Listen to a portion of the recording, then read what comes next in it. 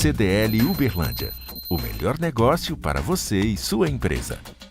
Prefeito, tem algumas outras perguntas nessa área de questão de planejamento, na questão da questão rural também, desses lotes, desse loteamento, dessa questão do crescimento de Uberlândia. Uma delas, eu até mudei um pouco a ordem, já que o senhor indiretamente já respondeu algumas outras aqui que a gente ia fazer.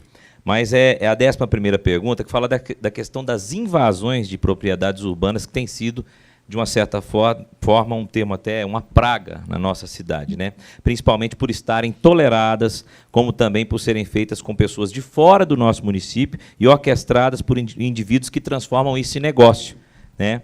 Então, a CDL até afirma que é favorável a uma política pública de moradia para aqueles mais necessitados. Porém, a forma como isso ocorre hoje provoca danos ao urbanismo, o aumento de violência e assusta os investidores que querem trazer alguns benefícios para a nossa cidade. E aí a CDL, nas perguntas, cita o caso da Fazenda do Glória, né, que pertence à Universidade Federal de Uberlândia, é uma propriedade da União. Portanto, não poderia ser ocupado por lei e hoje representa um mal para a nossa sociedade, para a nossa Uberlândia. Então, a CDL pergunta, o que o senhor pensa a respeito disso, desse tipo de caso? A gente citou o exemplo do Glória. Bom, o Glória foi ocupado em final de 2011, início de 2012. Então, não foi do meu governo. Tá? E eu poderia citar aqui uma série de outros, né? Eu entendo que nós precisamos enfrentar esse problema. Naquela região ali do Glória, né, eu, pessoalmente, espero, e estou trabalhando exatamente com isso, que a gente possa resolver aquele problema e urbanizar aquela área. Eu, particularmente, acho que a universidade não tem mais sentido ela ficar... o campus do Glória é do outro lado da rodovia. Do lado de cá da rodovia, eu entendo que tem que se transformar em área urbana, e já é área urbana, tem que se transformar num grande loteamento. E ali dá para fazer um projeto bacana de urbanização, né? As ruas são bem largas ali, né? Os espaços foram deixados exatamente para isso. Então, eu pessoalmente quero regularizar. Estou trabalhando no sentido de regularizar essa área. Estou sendo claro, eu não vou ficar escondendo, né, aquilo que eu penso. Todo mundo me conhece, eu fui em Brasília, eu estou tentando organizar aquele problema. E não só do Glória. Eu fiz um acordo agora com o Ministério Público, fiz um TAC com o Ministério Público, para regularizar também, gente, aquela área do Esperança. A área do Esperança é da década, tem 30 anos que o povo está ali. É um cortiço, não dá para ficar daquele jeito. Não é? Nós temos que resolver o problema daquelas pessoas. Levar água, esgoto, não dá para elas continuar daquele jeito. Não é? Então, agora vamos regularizar também a questão lá do Zaire Resende, que é outra área também que não dá para ficar no meio ali está atrapalhando, inclusive, o desenvolvimento ali. A MRV está construindo, a HLTL está construindo ali, e no meio ali aquele processo. Né? E o povo está ali tem 15 anos, e ninguém resolve. Então, eu, pessoalmente, assumi o compromisso, né, não de novas áreas, tanto é que eu não estimulo nenhuma nova área. O que eu quero é assim, onde já está, nós temos que organizar. Porque isso está prejudicando o processo. Esse assunto é o seguinte, isso aí é recorrente, não é do seu governo, é de todos os governos. Normalmente o prefeito foge disso porque envolve muita população. Só que essa população que veio é uma população que fez o que Uberlândia virou hoje. A cidade inchou. Porque anterior ao governo do Zaire Resende, lá no passado, Uberlândia fez uma propaganda para atrair empresas para cá, para melhorar a qualidade de vida e a renda. E, naquele período, todo mundo entendeu que tinha trabalho aqui. Aí mudaram para cá, em massa, pessoas que não tinham escolaridade e que não tinham condição financeira. Não eram pessoas do município. E, quando vieram para cá, a cidade inchou. A população cresceu, mas sem qualidade, sem renda. Então, hoje, nós temos uma população em Uberlândia na faixa aí de 880, 890 reais por mês de renda pessoal, né, de renda da pessoa. Se você for comparar com outras cidades, você tem Ribeirão a 1.150, se não me engano, 1.130, Belo Horizonte com 1.300, quer dizer, apesar de ser muito maior, tem essa renda mais alta também. E aí recai no seguinte, é necessário que o prefeito ele enxergue isso como se fosse o seguinte, ajudar as pessoas é muito importante. Agora, deixar entrar todo mundo aqui de uma forma desordenada e ocupar áreas privadas, de forma que os assentamentos acabem sendo o quê? Problemas sérios para nós, em termos de urbanismo, porque, por exemplo, no passado teve o São Francisco, o Joana d'Arc, e mesmo Esperança, que você citou, e outros mais, que foram assentamentos. Então, nós temos que fazer o seguinte, espera aí, vamos triar Vamos verificar quanto que a gente pode trazer de pessoas para cá, de que forma, onde vai arrumar recursos para trazer, para arrumar, e principalmente olhar primeiro para a população local. É igual a velha história, né? A minha avó dizia que no passado todo mundo vinha fazer propaganda aqui em Uberlândia para ajudar os pobres lá da África. E não olhava para o umbigo, que aqui estava cheio de pobre. Então é aquele negócio, a gente tem que fazer primeiro a caridade dentro de casa, depois para os outros, e ordenar. Porque se a cidade não atrai investimento, não atrai recursos, as pessoas não vão ter emprego.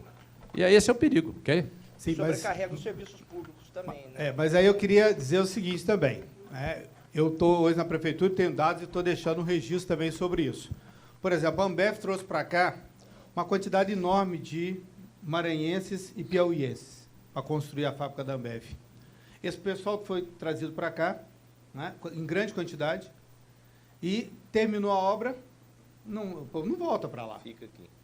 Eles ficam aqui. E aí vem e traz a família inteira. Então, por que a Ambev trouxe o pessoal para cá? Para fazer a... Porque não achou mão de obra aqui, o que ele faz? Pega uma mão de obra mais barata, o que ele faz? Vai lá e busca o pessoal. Traz a pessoa para cá. Então, e depois? Esse é um debate que eu quero fazer também. Estive na FIEM e quero discutir com eles. Inclusive, você está dando um exemplo que aconteceu lá no Nordeste. Sim, quero discutir. Trouxeram uma siderúrgica coreana para o Nordeste. E aí trouxeram os funcionários também de construção, tudo lá do Coreia. Agora o povo está lá, está terminando a obra e está os coreanos lá. Agora é aquela história. Tem um lado bom e um lado ruim. Pois é. Agora, é necessário que, quando você traga uma empresa, já negocie antes o seguinte: onde é que você vai buscar o funcionário? Aqui tem, para que vai trazer de fora? Esse debate nós temos que abrir. E outra coisa, hoje, o pessoal da confecção, vocês sabem que hoje na rede municipal de Uberlândia, um dos grandes problemas que nós temos em alguns bairros de Uberlândia é que os meninos falam espanhol. Tem mais de 2.000 bolivianos e mais de 2.000 peruanos de Uberlândia. Tem. Morando aqui. E aí, trabalhando 14 horas por dia para as confecções da cidade. E aí, como é que você faz? Você não tem como mandar esse pessoal embora. E aí eles vão para a nossa rede. Você não sabe a dificuldade que nós estamos hoje. O município não tem política de atração de pessoas. Ele tem política de atração de investimento. Ele não tem política de atração de pessoas. Esse é um problema, Cícero, que nós estamos vivendo, qualquer prefeito vai ter que fazer. Só que muitos prefeitos, nem nessa campanha, todo mundo escondeu esse problema. Só que ele existe em Uberlândia. Eu estou falando, quando eu debato educação, eu estou debatendo isso também. Hoje nós temos mais de 150 haitianos registrados, morando lá no Custódio Pereira. Mais de 20 deles trabalhando no Praia Clube. Outros trabalham. Então, eu quero dizer para vocês o seguinte: Uberlândia é uma cidade que não tem cerca, não tem mais jeito. Nós somos uma cidade que atrai. E nós vamos ter que ter política para poder enfrentar isso. E quem é prefeito dessa cidade, nós estamos trabalhando nisso. Podendo exatamente o quê? Ajudar, orientar, mas esse debate eu tenho que fazer com o setor empresarial, porque eles é que trazem essa mão de obra. Pois é, mas aí vem uma pergunta antiga lá. Quando houve a invasão do campus do Glória, porque a Glória é uma área federal, e pela Constituição, a área federal, se é invadida, não adianta, tem que sair. Não tem desculpa, né? Agora, é muito estranho que uma área federal, as pessoas esperassem, né, que o reitor é que fizesse o pedido de reintegração de posse. Entendeu? Aí eu achei isso muito esquisito, porque é o seguinte: aquilo é automático, não tem que fazer pedido. É a área federal, ele tem que sair. Não, uma área federal pertencente à universidade. A universidade que cuida. Igual, por exemplo, aqui era a área dos antigos, fez aquela conjunto. Era estande de tiro do Exército. A área é do Exército. É federal, mas é do Exército. Não, mas aí você fez uma negociação lá para que fizesse, é diferente. A mesma coisa. A UFO resolveu que ia fazer a negociação. Não, a UFO tem autonomia. A universidade é autônoma. Não, mas a área é federal, ué. Não poderia ser ocupada nunca. E não tem nem que pedir reintegração de posse. Não. A decisão para manter o pessoal lá não foi nem do reitor, foi do conselho. Do conselho universitário. O conselho universitário é a instância maior dentro da universidade. Pois é, agora nós temos que fazer o quê? A responsabilidade nossa como cidadão daqui, que a universidade é regional, né, é local, é realmente, vamos dizer, mostrar que nós repudiamos uma burrice dessa. Ô Cícero, mas veja bem, eu acho que o CDL tem assento no Conselho Universitário, né? A Silvia eu sei que tem. Não, que eu saiba, a FAEPO a gente tem lá, às vezes, uma coisa, mas só. Na universidade, não tem os assento. conselhos... Eu acho que não. Eu acho que não. Os conselhos da universidade, eles são Não, mas a sociedade civil também tem assento lá. Se tiver, igual eu falei para você, né? É um da sociedade civil, 10 do pessoal de lá. Bom, eu não sei o tempo aqui, que eu já, né, acho que extrapolei, mas eu queria... Não, ainda não, Gilmar. Tem 10 minutos ainda, mas se você quiser até um pouco mais, não tem problema não. Gilmar, é o seguinte, eu até fico chateado com nós, empresários, por conversar com o prefeito no final do seu mandato. Nós deveríamos conversar com o prefeito no começo do mandato, no meio do mandato e no final do mandato. Porque o que eu estou vendo aqui agora é uma aula, prefeito, que o senhor está dando, de conhecimento e de administração pública. Eu queria aproveitar a oportunidade para dar uma sugestão. Eu sou apaixonado por esporte. Então, os governos investem 15% em educação, 20%, 25% em saúde e 0,16% em esporte. Mais ou menos, não são exatos esses números. E tem estudos que a cada 1 milhão que se investe no esporte, 6 milhões se economiza em saúde e outros gastos com justiça, segurança, né? Então, a minha sugestão é que se invista mais em esporte.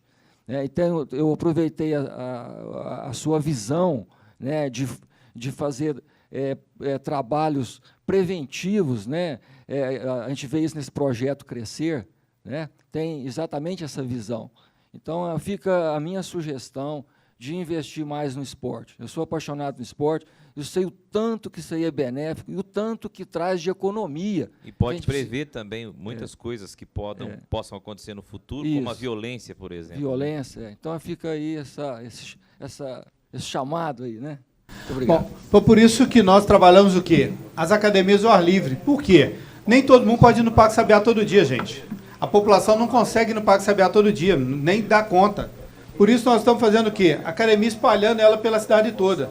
Estamos reformando os poliesportivos. A comunidade está voltando a ocupar o poliesportivo, porque quando a comunidade ocupa, aqueles que vão para lá para usar droga, fazer outra coisa, saem. Quando nós revitalizamos o Roosevelt, esse aqui é o Roosevelt totalmente revitalizado. Esse aqui é lá no Patrimônio. Já fizemos o Luizotti. Terminamos agora o Planalto. Estamos agora lá no São Jorge. Fizemos também do Mansur. Então, quando a gente faz a revitalização completa dos espaços, a comunidade utiliza. E o esporte, ele é extraordinário. Não só esporte, mas também o quê? É área de convivência das famílias. Quando a gente põe a família conviver, isso é o exame que está funcionando. Né? Lá, eu vou voltar aqui rapidinho aqui, lá no Campo Alegre, no Shopping Park, são estruturas o quê? Que a gente tem lá, que garantem, né, não só a área de esporte, mas garante também o quê? A gente garante lá que as crianças tenham acesso aqui. São quadras cobertas, poliesportiva, pista de skate, quadra de areia, tudo com acessibilidade, né? Com anfiteatro, com cadeiras estofadas, com ar-condicionado, cine-teatro, tá certo? Que funcionam lá e que a comunidade... como é que é administrado isso aqui? Metade do governo e metade da sociedade civil. As ONGs que administram fazem isso aqui funcionar. É biblioteca, é área de computação, ele tem todo esse equipamento. E nós queremos levar isso para o restante da cidade. O Campo Alegre, pega os dados da Polícia Militar. Quando eu assumi em 2012, era considerado o 10º bairro mais violento de Uberlândia. Pega os dados da Polícia Militar hoje e olha, não tem polícia mais lá. Isso aqui, ó, equipamento público. O Campo Alegre hoje não é mais considerado hoje um dos bairros violentos de Uberlândia. Entendeu? Então, esta é uma outra concepção. E, como eu estava dizendo lá na questão dos parques, o Uberlândia precisa conviver o concreto com o verde. É plenamente possível você fazer esse tipo de coisa. E nós estamos o quê? Trabalhando muito nisso. Isso aqui é o Pacto da Longevidade, para a população idosa. O Uberlândia está ficando o quê? Tem uma população idosa crescente cada vez maior. Você pode ver que isso aqui tudo com corrimão, toda academia própria para eles, com área de quiosque para eles poderem jogar sua dama, o seu truco, suas coisas. Então, é a área de quê? De convivência. Fizemos o quê? Recuperamos uma área linda, que é a área do Cachoeirinha, ali no fundo no Jardim Confidência, atrás do Cajubá, que é uma área, uma nova área das pessoas poderem caminhar, se encontrar, as famílias virem. Então, é uma área linda que estava o quê? Abandonada no meio da cidade. Era puro lixo. Era um lixo. Vai lá para vocês verem como é que está. Então, esse é o quê? É o que a gente chama de cidade sustentável. Não é só fazer discurso. Né? Quando eu falo Uberlândia quero verde, nós estamos o quê? Vamos plantar árvores, vamos poder o quê? Chamar a atenção. Eu não tenho ilusão que nós vamos plantar 1 milhão de árvores. Mas eu tinha o quê? Já plantamos mais de 320 mil. Nós queremos o que? A população se envolvendo nisso. É possível o verde com o concreto. Então são coisas que nós estamos o quê? Desenvolvendo que não tem muito custo.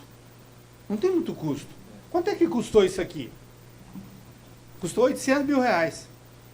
De que é isso aqui? Dinheiro do DEMAI. Tinha uma multa, né? Porque o DEMAI, você sabe que ele é obrigado a pagar 0,5 centavo, 0,5% do seu faturamento para a questão ambiental. Onde sustenta o projeto Buritis e sustenta esses projetos. Tinha uma dívida, né? Que ficou na gestão anterior, nós fomos lá, acertamos com o promotor e falamos, deixa a gente fazer. Então não custou nada para nós.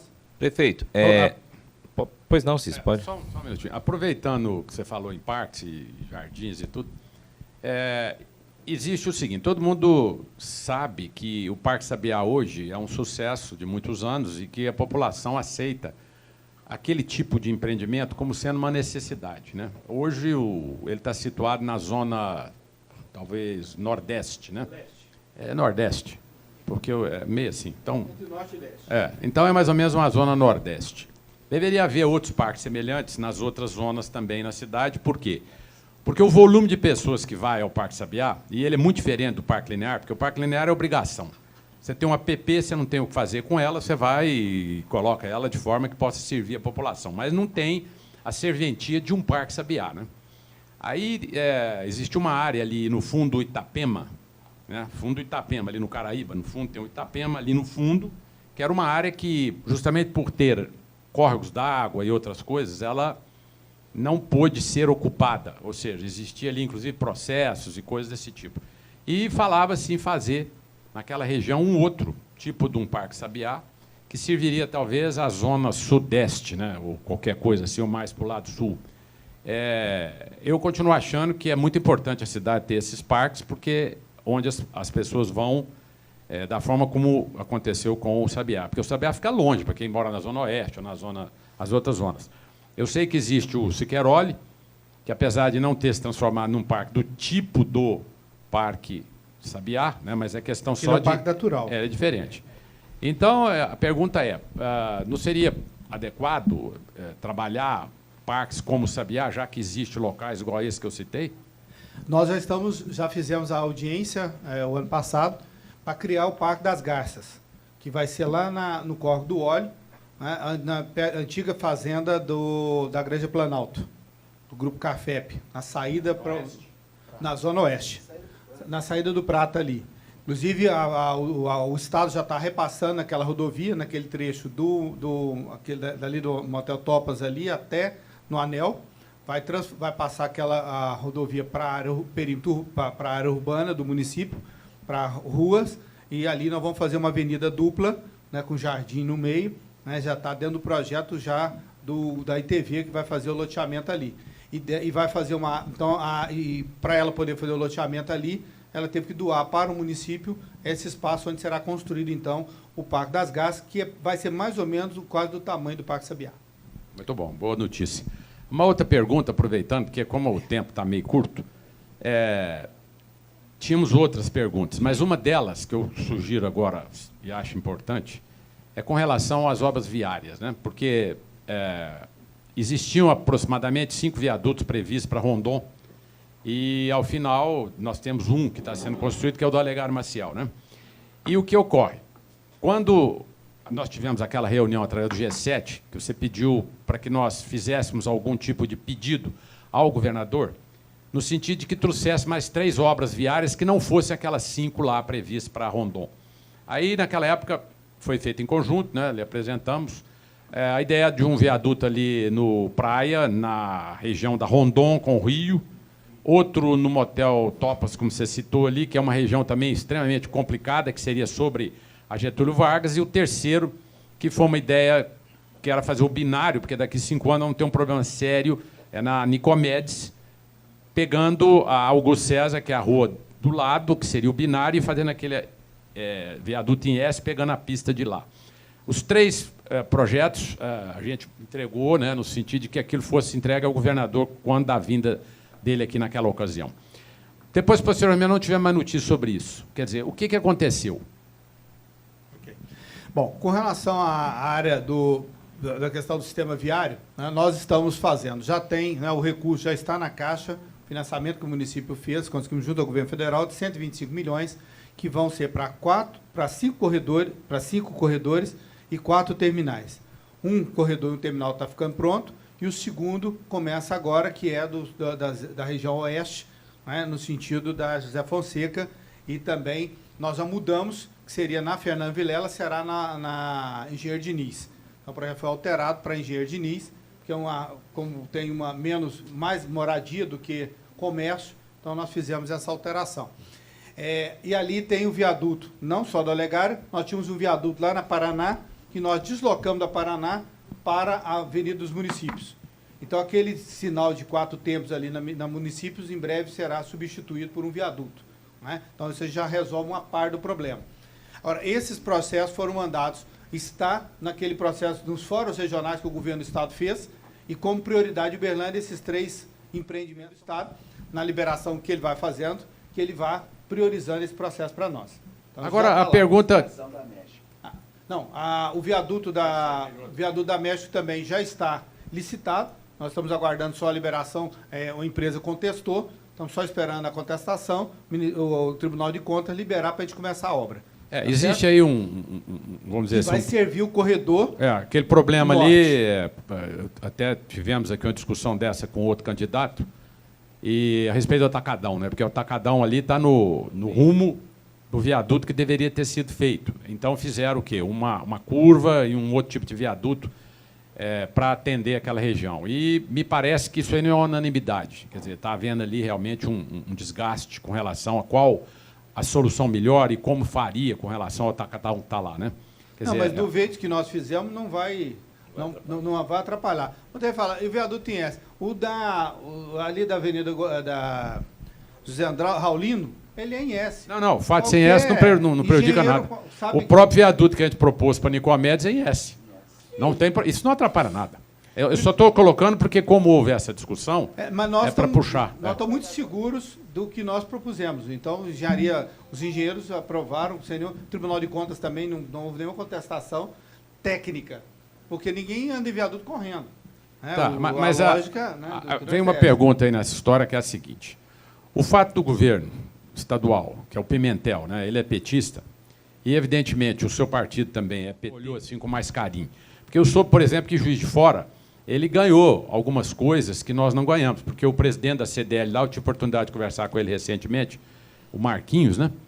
E ele andou falando, não, o governo do Estado está olhando aqui com bons olhos, fez umas coisas boas para o Juiz de Fora e tal, então isso a gente ficou assim... Fica querendo também, né? Vamos falar, por quê, né?